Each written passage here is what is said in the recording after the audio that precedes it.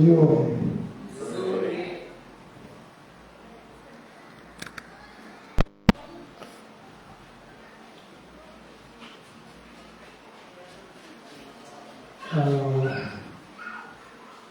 Ni jioni nyingine njema, tunaweza kaa.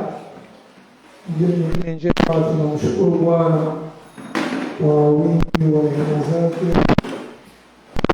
kuwezesha tumeweza kupatikana kuweza kupokea na kusikia kutokana na kwake, tena ikiwa tunaingia katika sehemu ya 3. Mtaniruhusu tusome Warumi tena 12:1-2, alafu tuendelee. Basi ndugu zangu, na wasihi kwa huruma zake Mungu, itoeni miili yenu iwe dhabihu iliyo hai, takatifu, ya kumpendeza Mungu, ndiyo ibada yenu yenye maana.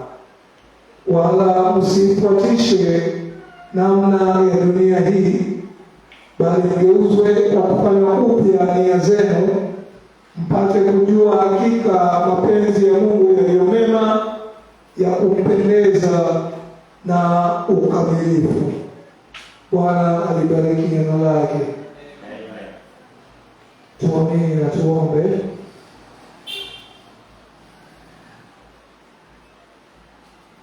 Wewe Bwana uliye hai, Mungu uliye wa milele, Mungu usiyeshindwa, tunakushukuru sana jioni ya leo kutupa fursa hii kuja mbele zako. Basi tuanze na mioyo mikunjufu, waja kwako na mioyo ambayo imejawa na hofu. Tunakushukuru kwa nafasi hii tena umetujalia kwamba tukaweze kujonga mbele zako. Tunajua kama neno lako linavyonena ni kwa sababu ya wingi wa rehema zako. Maana kama Bwana ungezihesabu dhambi zetu au ungehesabu makosa yetu, hakika hakuna mmoja ambaye angeweza simama. Basi kwa wingi wa rehema zako na fadhili zako tunafurahi na kukusihi ukatusamehe hata yale ambayo tumefanya siku ya leo ambayo yamekuwa kinyume. Maana tunajua ni mengi, kwa mawazo yetu, kwa kunena na hata kuenenda. Bwana utusamehe. Tunapokuja kulisikia neno lako jioni ya leo, basi tunafurahi na kukusihi uwe mwingi wa rehema kwa kufungua akili zetu na mioyo yetu. Bwana, kama ilivyokupendeza kufungua akili za wanafunzi wako wanayeelewa maandiko, hilo basi liwe kweli katika jioni ya leo. Na Bwana utusaidie kwamba yale tutakayokuwa tunayasikia utatupa utulivu wa moyo na wa akili. Bwana, kanipa nami ufasaha, tulivu mwema wa mawazo na uaminifu katika kuchanganua maandiko. Wale ambao Bwana wako njiani kufika mahali hapa, tunakusihi uharakishe hatua zao. Watakaokuwa wanatufuata katika mtandao, wape utulivu wa moyo na wa akili pia Bwana. Hatimaye Bwana, kwamba tukaweze kuwa watendaji wa neno, sio wasikilizaji tu. Na tusaidie tunavyo iangalia neno lako kwa sifa na utukufu wa jina lako, kwa Kristo Yesu ambaye Bwana na Mwokozi wetu, tunaomba na tunaamini. Sasa jioni ya leo tunaingia katika sehemu ya 3 ya mafundisho ambayo tumekuwa tukiendelea nayo kuhusiana hususan na maisha ya Kristo, yani kuwekwa wakfu kwa muumini, the life of consecration. The believer, muumini anapaswa kuishi maisha ya utaua, maisha ya kuwekwa wakfu. Na nikikumbuka kwamba pale awali tukianza somo hili, maswali tuliyojadiliana nayo makuu ni kwamba muumini atapaswa kuishi vipi, kuishi maisha ya kiungu kivipi katikati ya ulimwengu ambao umemkataa Mungu. How are we as believers supposed to live a godly way in the midst of an ungodly world? How are we to raise godly families? How are we to have godly marriages? Yani masuala haya tayari yenyewe yanaibua katikati ya ulimwengu ambao umejaa giza. Basi ipo katika Warumi 12:1-2 anawasihi waumini, na jinsi anavyowasihi kuwasihi kwamba wapeane miili yao kama dhabihu, wapeane miili yao kama dhabihu. Dhabihu hii iwe iliyo hai, takatifu na iliyokubalika mbele za Mungu, ambao ndio ibada yao yenye maana. Na haya yote Mtume Paulo ametuonyesha kwamba ni yafanywe katika mtazamo au kumbukumbu la jinsi fadhili za Mungu zilivyokuwa kwa muumini. Hapo tukasema katika muktasari tunaweza kuangalia mambo mawili makuu: msingi wa kuwekwa wakfu kwetu mbele za Mungu, na hiyo tukasema hizo ni fadhili ya marehema za Mungu. Lakini tena tukaona na sifa ya kuwekwa wakfu ambao ni sisi kama waumini kupeana, kutoa miili yetu kama dhabihu iliyo hai. Inaweza tunasema tunataka kuingia katika kipengele cha 3, ile mbinu, the means of our consecration. Na katika mstari wa 2 na tutausoma tena katika kusikia kwenu: wala msifuatishe namna ya dunia hii, bali mgeuzwe kwa kufanywa upya nia zenu, mpate kujua hakika mapenzi ya Mungu yaliyo mema, ya kumpendeza na ukamilifu. Mtume Paulo hapa anatuonyesha basi jinsi gani, akisema peane miili yetu kama dhabihu iliyo hai, dhabihu takatifu, dhabihu ambayo inakubalika mbele za Mungu. Lakini kabla hujaanza kuwaza kwamba ni tu kupeana mwili, Mtume anaenda hatua nyingine mbele, kwamba hawala haihusishi mwili pekee, kama tulivyosema pale awali, alisema present your bodies, itoeni miili yenu. Hususan mawazo yaliyo katika akili ya Mtume ni kwamba unajitoa wewe as a whole, wewe kikamilifu, yani nafsi yako na mwili wako. Hapa tunaanza kuonyesha basi haya yanakuwaje,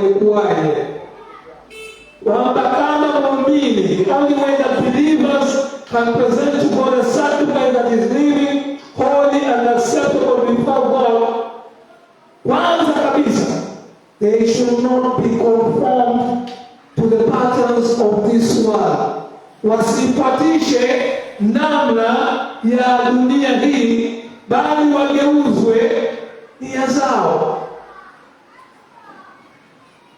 Na tunasema yako maneno mawili makuu hapa ambao Mtume Paulo anayatumia na tunataka kuangalia: msifuatishe, wala msifuatishe, do not be conformed.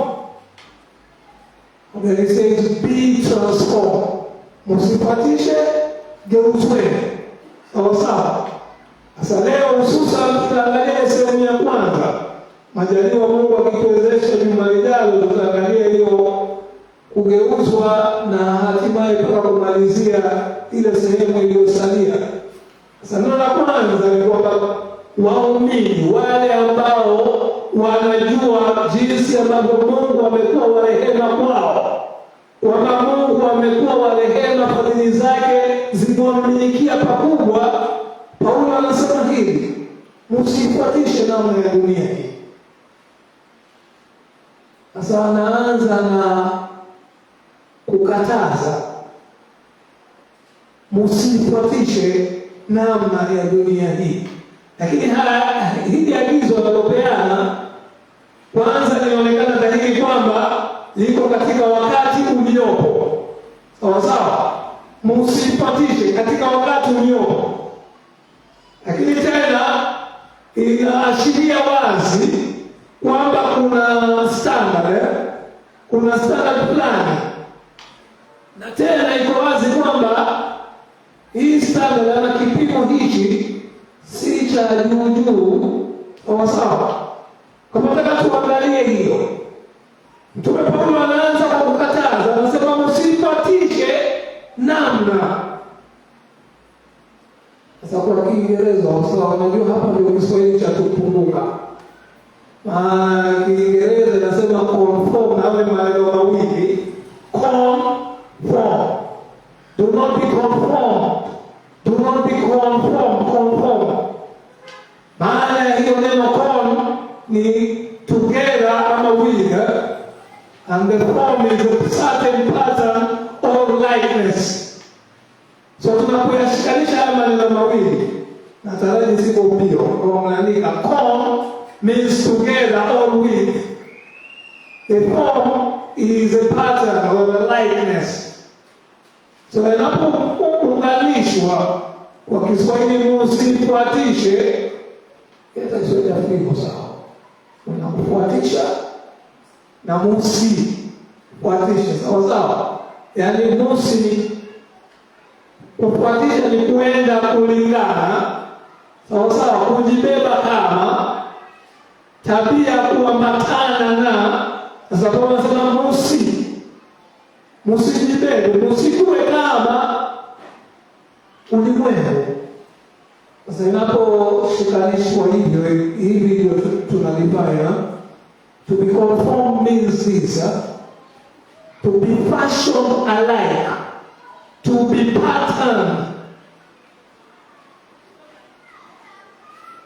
It means to form according to a given pattern. Tumeanza kwa kusema kufuatisha, yani inamaanisha kuenda kujibeba kama. Nakumbuka tumesema hii mkataliwa Paulo anasema, wote anasema neno kukataliwa, yani huu mkatazo sawa, the prohibition. Maana to prohibit ni kukataza sawa. This prohibition is in the present tense. Do not be conformed. Na kwa sababu hiyo kuna wale ambao wachanganuzi wa maandiko na wanaona mawazo ambao wanakuja nayo ni kwamba hili ni jambo ambalo lilikuwa linaendelea katika kanisa la Roma. Wako waumini ambao walikuwa wanafuatisha namna ya ulimwengu. In fact, kwa wao wameiseti hivi, what Paul really meant is stop being conformed.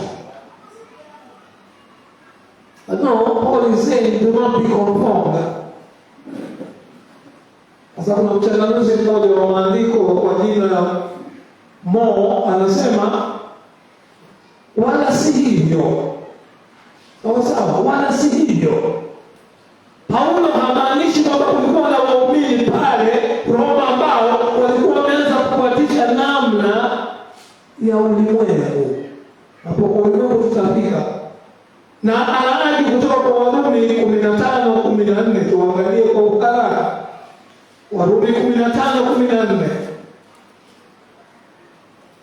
Paulo anapowaambia hawa wasifuatishe namna ya ulimwengu, wako wale wachanganuzi ambao wanaona kulikuwa na waumini wameanza tayari. Lakini sikia maneno ya Paulo, kwa nini ana ujasiri kuwaandikia hawa waumini. Anasema hivi, Warumi 15:14, ndugu zangu, nimehakikishwa mimi mwenyewe kwa habari zenu ya kuwa ninyi nanyi mmejaa wema, mmejazwa elimu yote, tena mwaweza kuonyana. Romans 15:14. I'm convinced about you. That's what Paul is saying. I'm satisfied about you, my brothers. that you yourselves are full of goodness, filled with all knowledge, and you are able to instruct one another.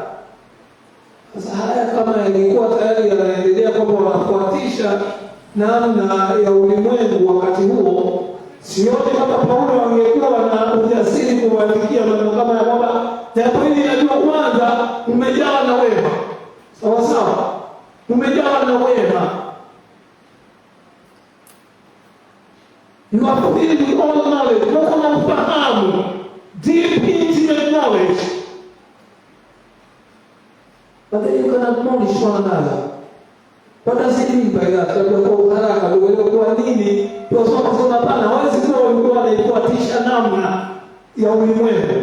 Anaposema you are full of goodness, he actually means they were a people of high moral character. Walikuwa watu wa maadili ya juu.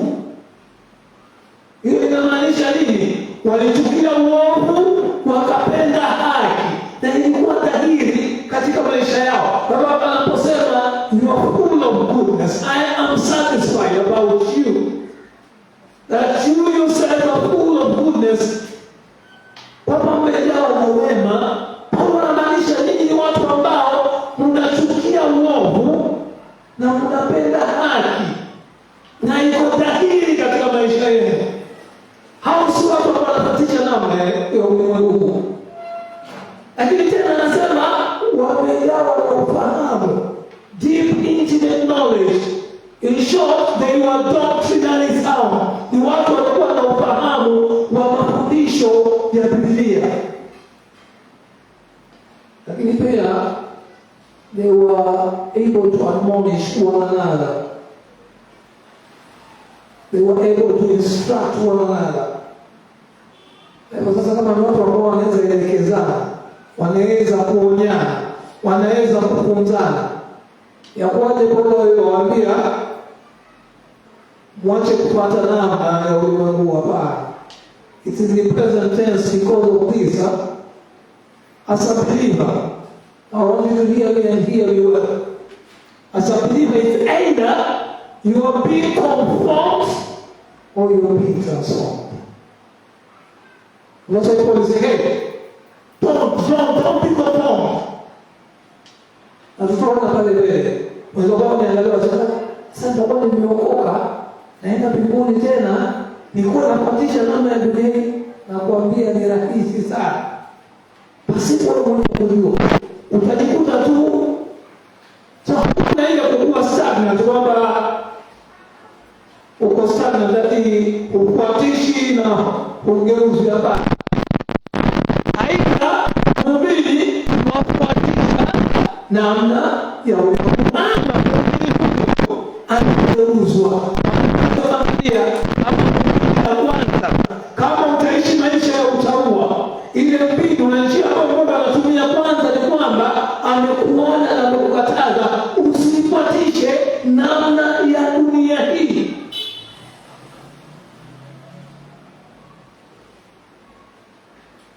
Lakini pia tumesema kuna wale ambao wanaona kwamba hii kufuatisha ni jambo tu la juu, yani ni mtu ambaye anajibeba katika hali ambayo kihalisia si yeye. Hilo wanaelewa.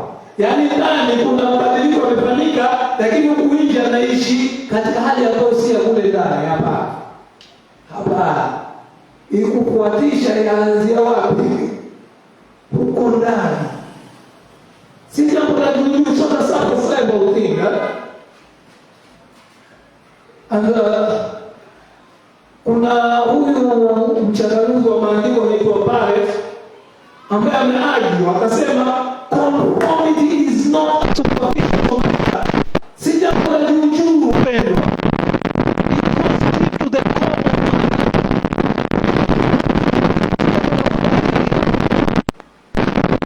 Wale wana msemo wakisema wokovu wapi? Uko ndani. Usiniangalie na babele na bala, lakini Mungu yajua roho yako. Wala hasemi Mungu hajui, lakini yajua yote. Kwa sababu tunajua kukumbusha. Kwa kukosa ufahamu, nakumbuka kuna wakati funzo ametuma kwenda ku anointing. Yeye alikuwa yuangalia hii. Huyu Eliabu. Huyu ndiye. Alikuwa tu wanadamu. Kwa hakikisha Mungu ndio anaambia. Mungu interest yake iko ndani bana. Huku nje wanadamu ndio wanaangalia huku. Hapana. Hapana. Sijui kama mwakumbuka tulipoongea kuhusu mwili, tulisema kwa nini? Kwa nini upeane mwili wako? Sijui kama mwakumbuka haya. Why? Because God is interested in that body. The scheme of salvation involves your body. So this conformity is not a small matter. It's not a small matter. Na kama tunapokubaliana na Barrett, kuna mwingine anaitwa Cranfield ambaye amenena maneno haya. Nitayasoma kwa Kimombo, alafu tutayafafanua. And he says this. Cranfield says this.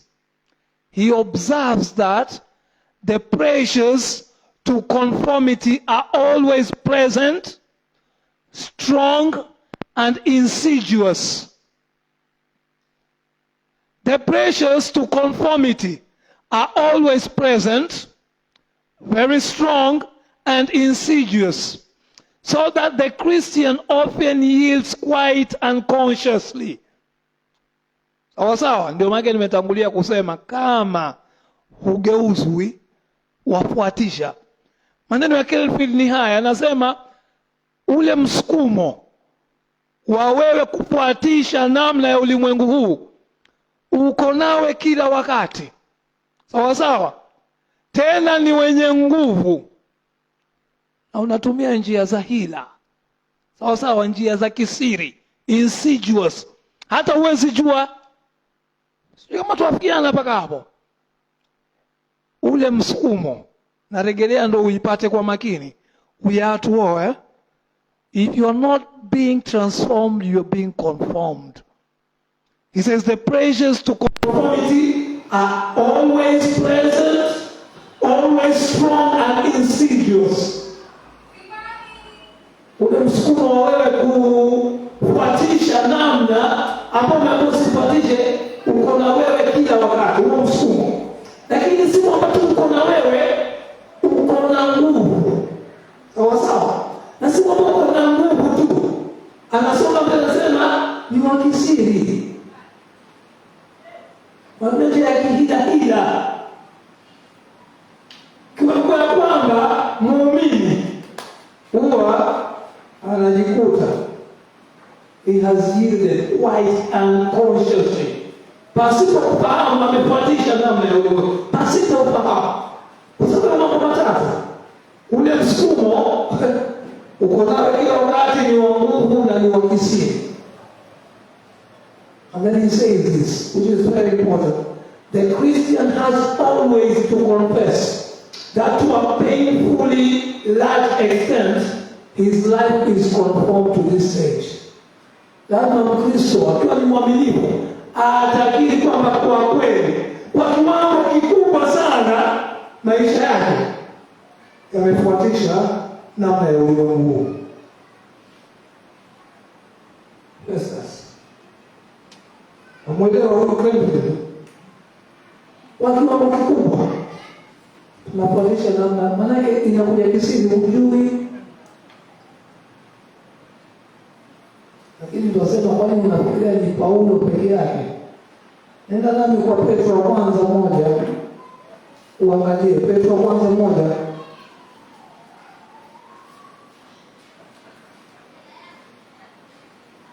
Petro wa kwanza 1:13 na 14.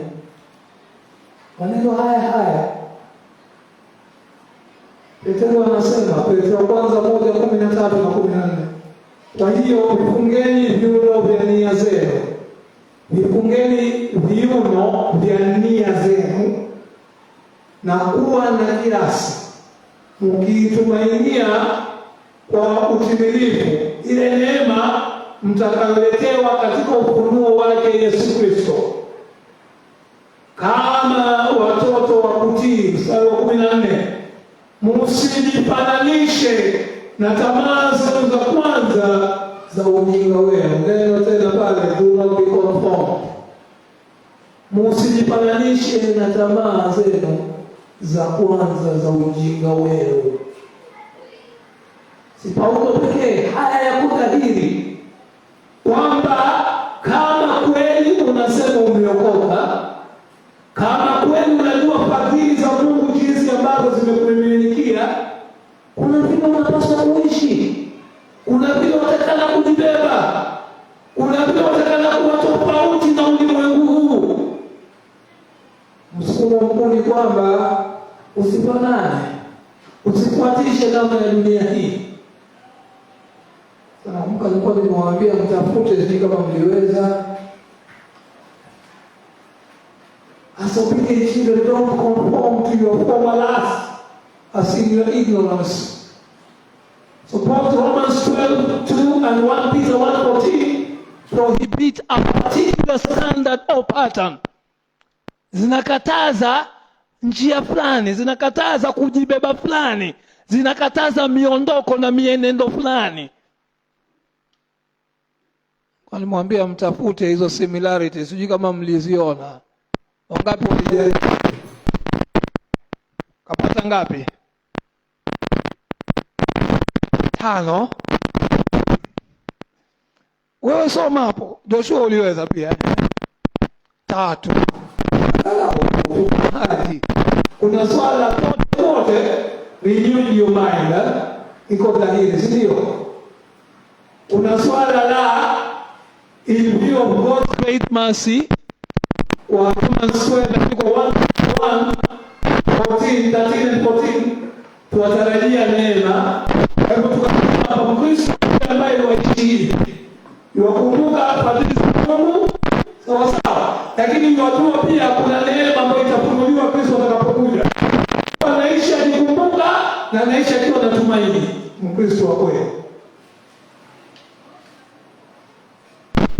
Sasa zote tunaona tuna mkatazo, msifuatishe. Mlipata hiyo, si ndio? Tena katika haya yote tunaona kuna holiness of character in both. Baada kando na hapo, unaweza ni jambo tu la agano jipya. Sijui kama unakumbuka, nenda nami Kumbukumbu la Torati 18:9. Je, haya si maneno ambayo Mungu aliambia taifa la Israeli? Kumbukumbu la Torati 18:9. Deuteronomy chapter 18:9. Haya si maneno ambayo Mungu aliwaambia taifa la Israeli. Anasema hivi, Kumbukumbu la Torati 18:9.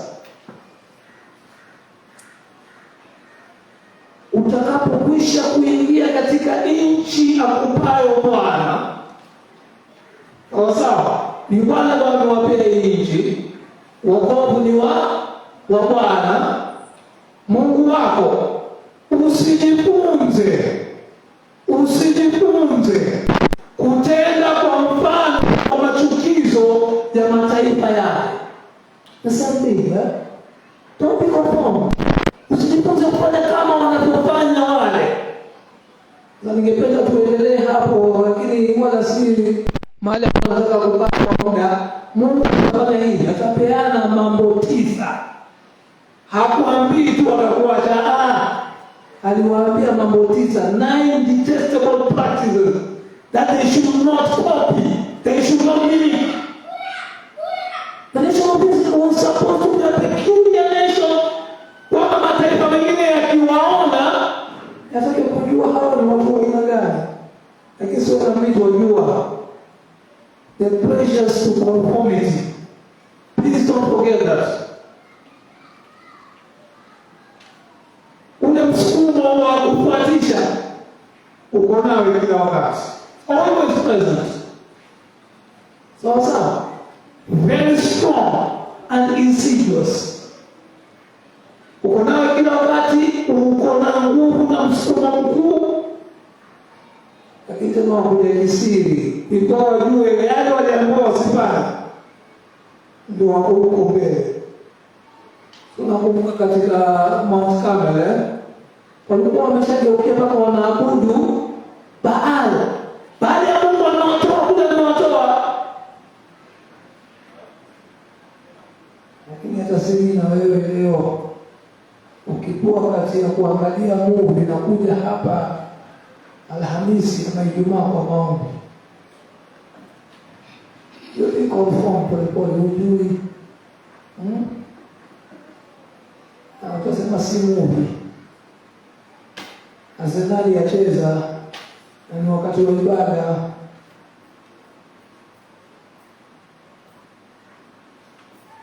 Hata kusoma, lakini juzi tulikuwa tunatembea naye. Ndio alibidi atoache nje, tunataka nenda uangalie, maana kulikuwa kumepigwa kelele. Sasa akawa hajui ni wao wamefunga ama wamefungwa. Sasa ndio tunaangalia, tunajua kutakuwa na amani, tukusubiri. Nenda tu hapo. Sasa kuna kuangalia, akarudi akiwa mkimya, tukajua kumeumana. Ni vibaya. Imagine tuko kwa njia sasa, hata hiyo ongea tena, tunapoongea kwa amani. Wala sifurushi nawe kaka, unakupenda, si unajua hiyo. Tusipatishe. Lakini angalia maandiko yanasema nini? Ni nini ambacho Mkristo asipatishe? What is the Christian not to be conformed to? The scripture says don't be conformed to this world. Msipatishe namna ya ulimwengu. Sasa unaweza kuwa na mawazo makuu. Ulimwengu unamaanisha nini haswa? Tunapokuwa tusipatishe namna ya ulimwengu. Katika maandiko matakatifu, neno ulimwengu liko na maana zaidi ya moja. Sawa? Neno ulimwengu liko na maana zaidi ya moja. Kwanza kabisa unaweza maanisha ardhi hii. Sawa? Mwanzo moja. Hapo mwanzo Mungu aliumba mbingu na nchi. Sawa? Inaweza maanisha ardhi hii. Matendo ya Mitume 17:24 utaenda usomee mwenyewe. Sawa. Haya yako dalili kwamba wakati mwingine neno ulimwengu linapotumika linamaanisha ardhi. Sasa niwaambie kwa makini kwamba wala sio kwa wanalomaanisha kwamba tusipate hii ardhi, maana ndio unaipata wewe nayo hapa. Kwa njia moja unazifuata. Wakati ukifika utakuwa pale hiyo utafuata, lakini hapana. Wala Paulo hamaanisha kwamba tusifuate hii ardhi. Sawa. Maana ya pili inaweza kuwa the human family. Sawa. Wanadamu. Sawa. Sote. Angalia Luka 2:1 kwa haraka, nimekupa huo mfano. Uone ile tofauti iliyoko hapa. Luka mlango wa 2 mstari wa 1. In those days, a decree went out from Caesar Augustus that all the world should be registered. That all the world, kwamba ulimwengu wote huu fanywe hesabu, sio? Sasa kama wafikia hapo ulimwengu wote, ulimwengu ni ardhi pekee yake. Sidhani huyu kiongozi anaweza kujua kuna miti mingapi ama wanadamu, the human family. Unaweza ndio ongezea hata Yohana 3:16, Mathayo 24:14, Mathayo 26:13 na Warumi 10:18. The human family. And then ulimwengu pia unaweza kuwa na maana ya a moral world system. The moral world system.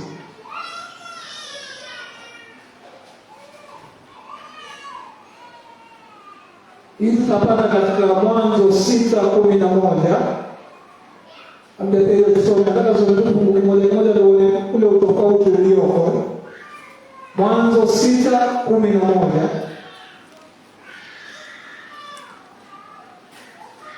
Now the earth was corrupt in God's sight, and the earth was filled with violence.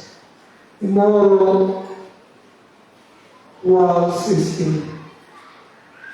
unaweza ongezea Yohana 7:7, ukaongezea Yohana 14:17 na Waebrania 11:38. Haya yote ni maana ya ulimwengu, sawa sawa. Naposema Mwanzo 6 kuna the earth was corrupt in God's sight and the earth was filled with violence, the moral world system. But kuna maana nyingine tena, Waebrania 11:38. Maana nyingine ni hii kwamba maandiko matakatifu yanapotumia neno ulimwengu na maanisha the temporal and the coming age. Sawa. Muda ambao ni wa sahihi, the temporal and the coming age. Muda wa sahihi na ule wakati utakaokuja. Hususan inatumika neno la Kiyunani aiona. Sawa sawa, si iona. Aion. A-I-O-N. Hususan Warumi 12:2 imetumia hilo neno. Na kwa sababu not be conformed to this world is the Greek word age. Do not be conformed to this age. Why? It is passing away. Don't be conformed. So, but then there is the age to come. Sasa upenda Mathayo 13:19, na hizi tutazisoma manake katika utafiti naona Paulo anamaanisha hii hususa. Mathayo 13:39.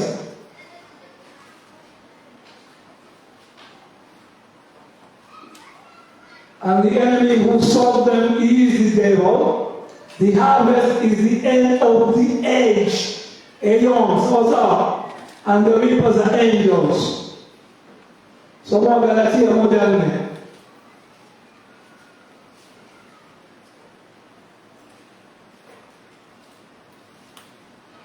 Who gave himself for our sins to deliver us from the present evil age. Sawa. Waefeso 2:7. Yoshua tupate kufunga ama nikwambie. Umesema Mathayo 13:39, Wagalatia 1:4, zote tuangalia Waefeso 2:7. So that in the coming ages, the temple and the coming, and then 2 Timothy 4:10. 2 Timothy 4:10.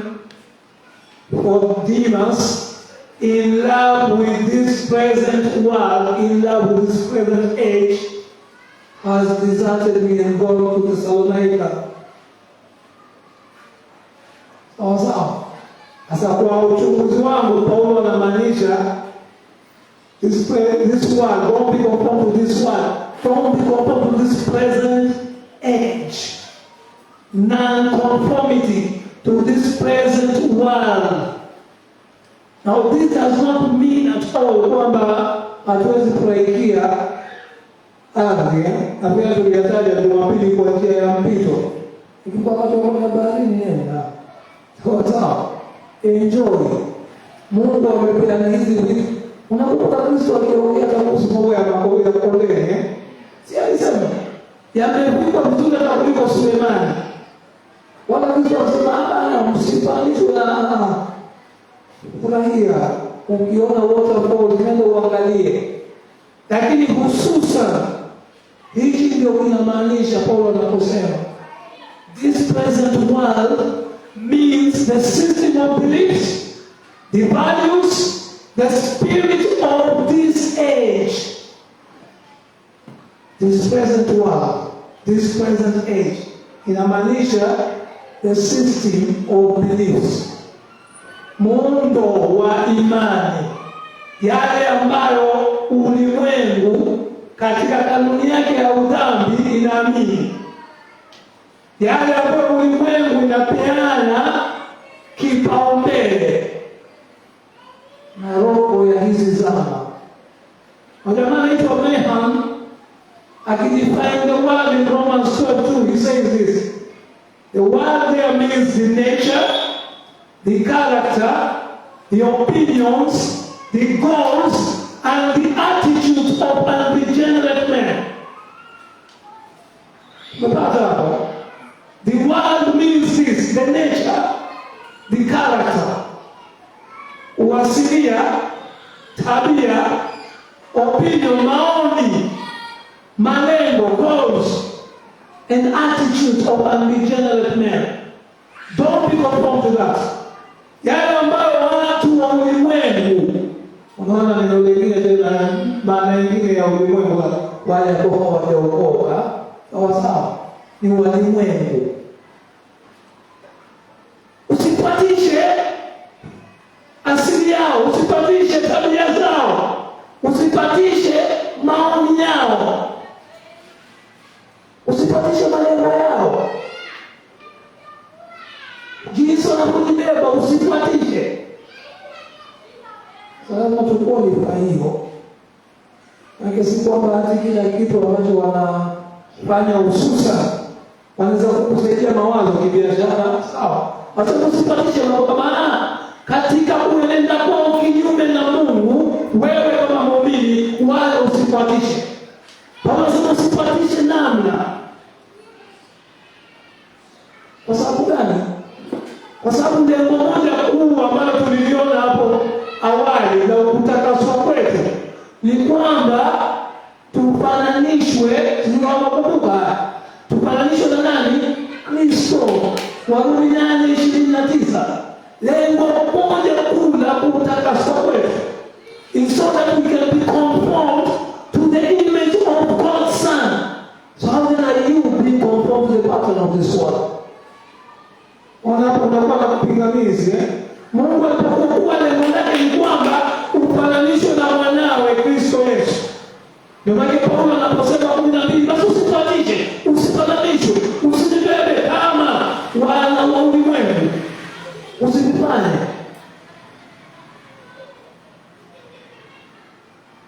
In short, what he is saying is this: the believer should stand in opposition to those things which are in opposition to God. Muumini lazima asimame kinyume cha yale mambo ambayo yako kinyume cha Mungu, kinyume cha yale mambo ambayo yako kinyume na Injili, kinyume cha yale mambo ambayo yako kinyume na Kristo. Muumini wa kweli lazima asimame hapo. Hawa wamesimama kinyume cha Mungu, nitasimama. Tunakumbuka story ya Danieli, Shadraka, Meshaki na Abednego wakiwa kule utumwani, lakini wanaangalia, tunatengeneza, tunapiga vinanda na kila ina vyombo, muinamini sana, sivyo. Lakini walisimama, hili jambo tunatokea kufanya ni kinyume cha Mungu wetu, tutasema Mungu wetu. Na napenda ndio na mjibu na angalia ndio wao usio na shaka. Kwa kuna mpige tena ndio kwa Mungu wetu ana uwezo wa kutuokoa, unaweza. Lakini wala hatukusuluhishi. Hata usipotuokoa na watu wako, hatutaidamia salamu yako. Wakati Danieli anaambiwa hakuna tena kuomba isipokuwa kuomba kwa mfalme. Sasa kwa mwezi mzima Danieli anaenda na watu wote pamoja tunapoinuka, wanapoletea wewe muumini unapotoa mambo ambayo yako kinyume na Mungu, kinyume na Injili, kinyume na Kristo, lazima usipatishe namna hiyo. Simama wima.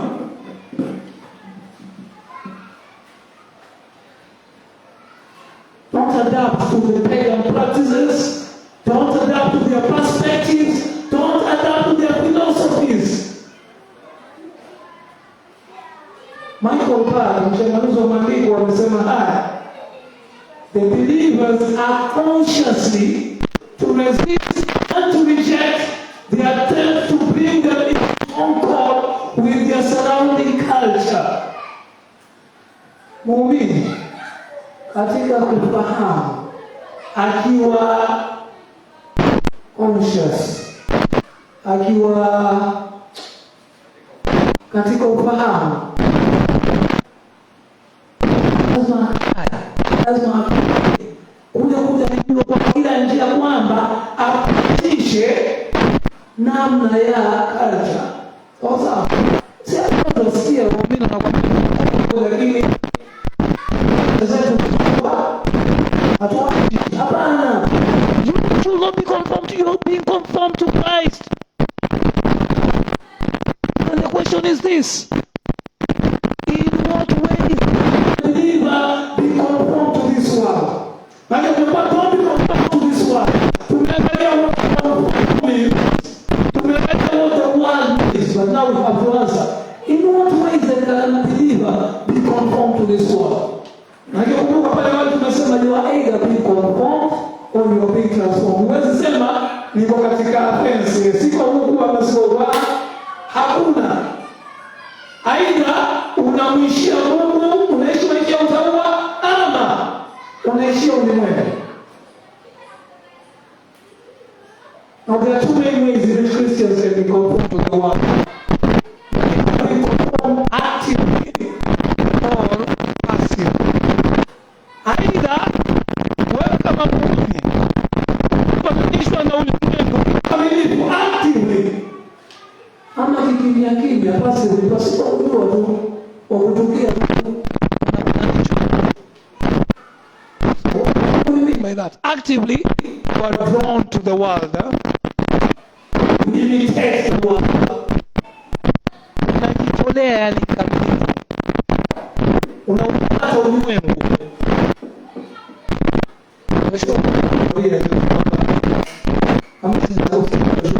Maana kosea unikumbusha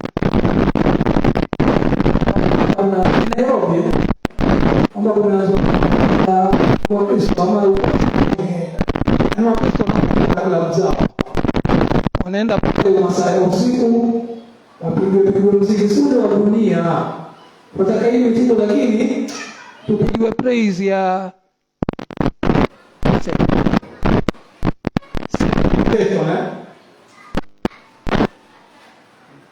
Ngamwambia Joshua ndio limefika sasa, ili anapelekana kwao kwamba Wakristo kama kuna klabu zao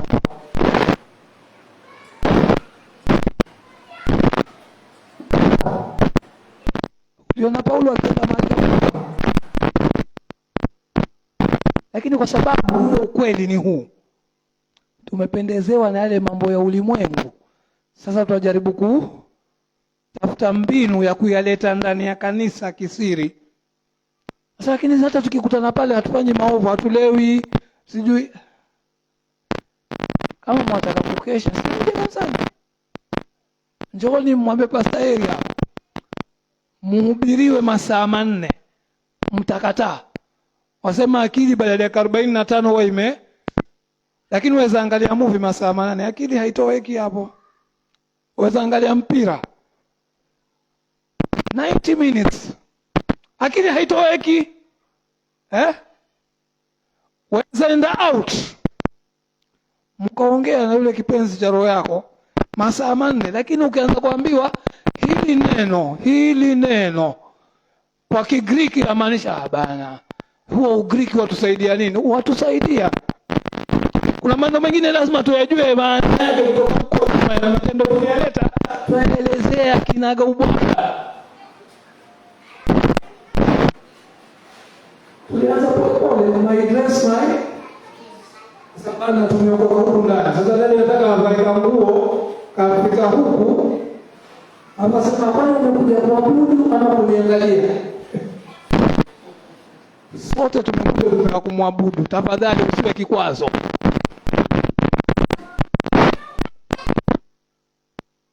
Hakuja na kitu tight.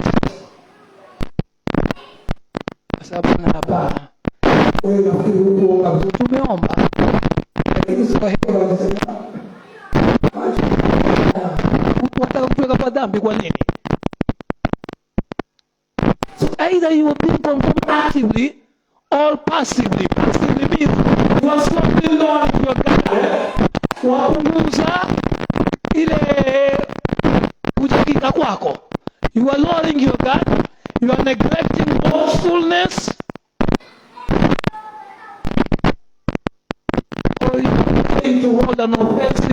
posture against the encroachment of the world. Passively, kimya kimya, kisiri kisiri, unafanya wewe unaifuatisha namna ya dunia hii. Aidha unaipata kikamilifu kiwazi, yale mambo wasema hapana, waanza kuteremsha pole pole. Kwani kweli na kwa sababu wasielewa. You are neglecting watchfulness, and then you are failing to hold an offensive posture against the encroachment of the world. So what are these ways? Umepata yule. You are lowering your guard, you are neglecting watchfulness, and you are failing to hold an offensive posture. Unakataa kusimama kinyume cha yale ambayo Mungu anakataa, anapinga. Badala usimame thabiti. Ukiona hapa kutakuwa na mvutano, na unajua kabisa hili nkosa. You don't want to hold an offensive posture. Hasa ni njia gani hizi ambazo zinafanya tunapatikana katika kufuatisha namna ulimwengu? Kwanza ni burudani, entertainment. And what I mean by that is this: you are not cautious about what you see, you are not cautious about what you hear and what you read about in your social media platform. Huko makini, Mkristo wewe, huko makini na kile unachosoma, kile unachoangalia, kile unachosikiza katika mitandao ya kijamii. Hauko makini. Wewe sio ile video imepopi kwa hili nzio. Haiko kwa nini? Hapo unawewe shetani ashindwa. Ashakushinda ukiangalia. You are not cautious. Hauko makini kabisa. Haujui hatua zinazohitajika. Hata pili ni elimu. Ile njia nyingine ni elimu.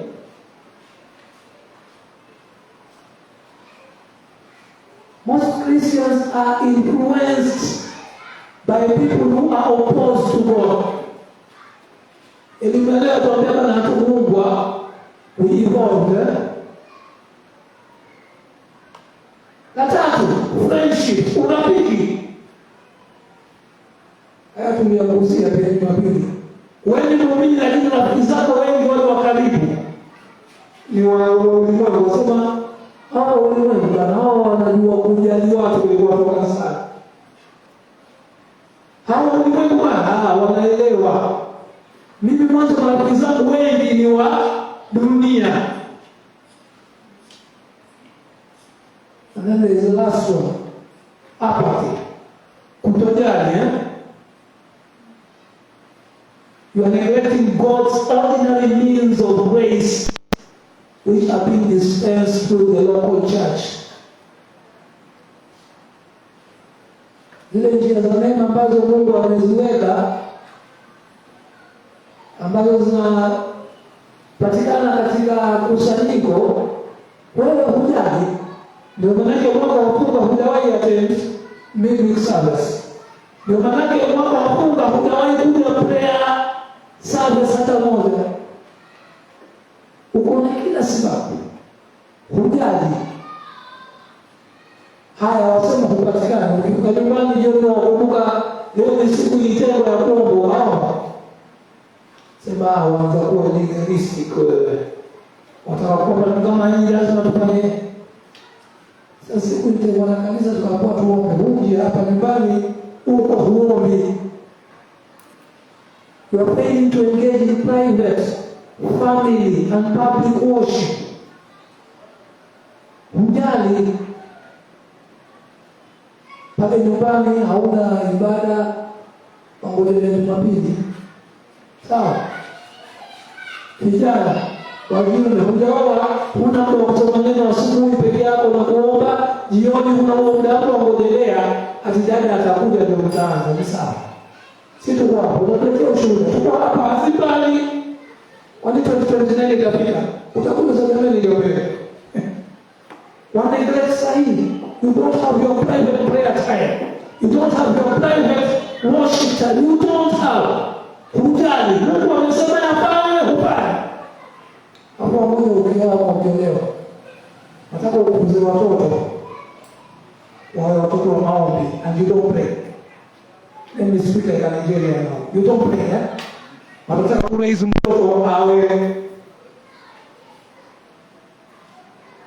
Let me conclude by asking you this. What do you allow to inform you?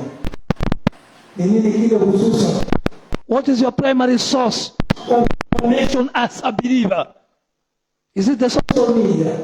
Ikija kwa swala la maisha, wasubscribe yolo, you only live once, kwamba hakuna maisha baada ya hapa. Hiyo unaruhusu ulimwengu ukufunze jinsi gani ya kuishi hapo, unaruhusu ulimwengu ukufunze. You are being conformed. Process don't.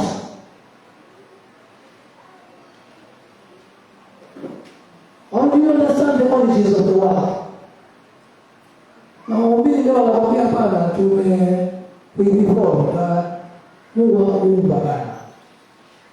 Ukichunguza kwa makini utajua why you sat under lecturers and teachers who are opposed to God and you allow them. Enda tuambia kitu juzi hapa kwa Bible study, mtoto wake ameweza kuuliza maswali. Sisi tulisema kitabu hapo. Watoto wanakuja kushangaa yuko grade 7 ama 8, watakwambia mambo ya ajabu ajabu. Kama huko ni wao kulingana na vile najua kama haukuumbwa. Basi tuambia hapa kibiri ni rafiki yako sio? Msichana wake alikuwa Google mambo na safe sex. Ndio wanaelewa. Miaka 11 safe sex. Let me ask this, who do you allow to inform you on your sexuality? That's what you're saying. The church is conforming. Vijana wale hawabadiliki. Hawakwambia yote na sababu. Paka nione, yani hii mimi. Hapo sasa umeokoka. Who informs your sexuality? Who informs you about marriage? Nani anaongea hata na vijana hapa wa kike na wa kiume waulize kuhusu ndoa? Hawataki hapa. Wanataka kuambiwa mentors wao ni kina nani? Mchungaji ameongea haya akishughulikia story ya Lot na watoto wake hapa. Na nani anakupea wewe ufahamu kuhusiana na maisha hapa na maisha baadaye? Wengi watatukuja wakwambie, watakuja nani wanasema kwamba ni heri uamini Mungu yuko, alafu upe uende ukapate hayuko. Seriously?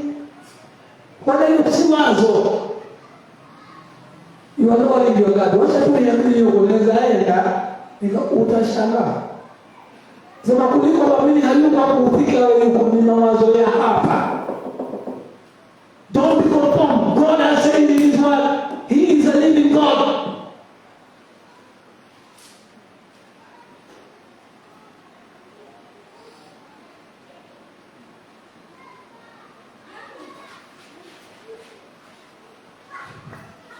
Wakati tunachukua muda wetu mwingi, pole, tunachukua muda wetu mwingi katika social media, mitandao ya kijamii kutuelekeza.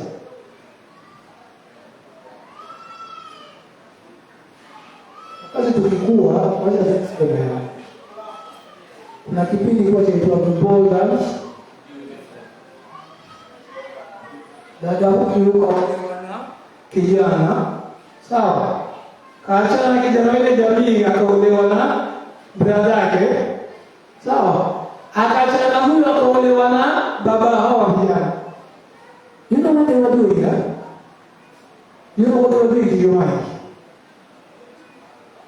Without your knowledge of God and your God, baba, unaga ameolewa na ndugu, huyu akaolewa na huyu.